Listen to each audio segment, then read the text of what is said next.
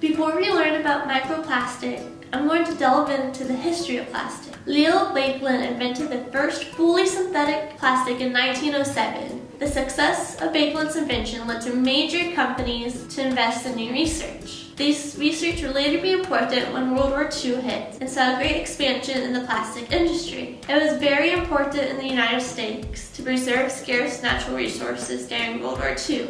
After World War II, the damage was already done and plastic was permanently in the new market. In the 1950s, a big boom of plastic was found in the housewife with Tupperware. It was not until the mid-1960s that debris was observed in the oceans, starting an awareness of environmental problems that plastic brought. What is microplastic? Microplastic pollution is a widespread plastic waste problem that we have been dealing with for a very long time. A contribution to this pollution is the usage of microbeads, found in health and beauty products, intentionally designed to be small. They're washed through waterways and are disposed of directly to large bodies of water. Although it is more common to find microplastic from large floating plastic debris that were washed out from land. This is the result from the sun's radiation breaking the big plastic pieces down into smaller bits that all together accumulate to 51 trillion pieces that are now floating in the ocean. They're micro for the reason that they're hard to see for the visible eyes since they're smaller than 5 milliliters. These microplastic particles are harmful for all aquatic life and land animals if consumed.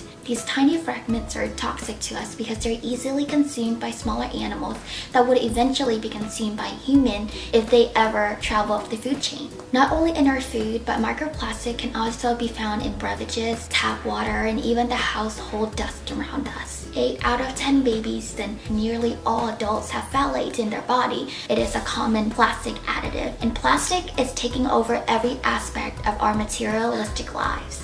So why are microplastic pollutants a topic of interest? Plastics are made from synthetic polymers, therefore they are lightweight, durable, moldable, and can be easily mass-produced. But because synthetic polymers are so durable, plastic takes between 500 to 1,000 years to break down. Moreover, humans have collectively decided to use this super durable material for items meant to be thrown away, such as disposable utensils, single-use straws, coffee cups, etc.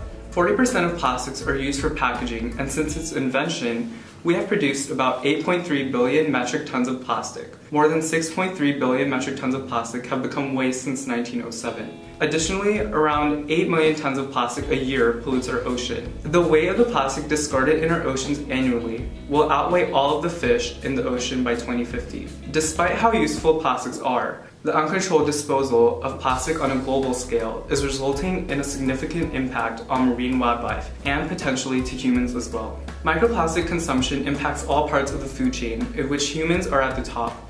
Therefore, microplastic pollution poses a threat to the environment as well as human health. As long as we don't address the problem of plastic pollution on a global level, we will not solve it. Therefore, the only way to combat this problem is through raising awareness in the general public, urging political leaders to take the necessary steps in order to keep our oceans clean, and finally, realizing the harm that could be done to marine wildlife through inappropriate disposal of these plastics. According to plasticpollution.org, in 2008, our global plastic consumption worldwide has been estimated at 260 million tons. In 2025, the annual input is estimated to be about twice the amount, or 10 bags full of plastic per foot of coastline. So the cumulative input for 2025 would be nearly 20 times the 8 million metric tons estimate, 100 bags of plastic per foot of coastline in the world. The United Nations Joint Group of Experts on the Scientific Aspects of Marine Pollution estimated that land-based sources accounting for up to 80% of the world's marine pollution, 60-95% of the waste being plastic debris. The Marine Conservancy has published that the estimated decomposition rates of most plastic debris found on coast are foam plastic cups being 50 years,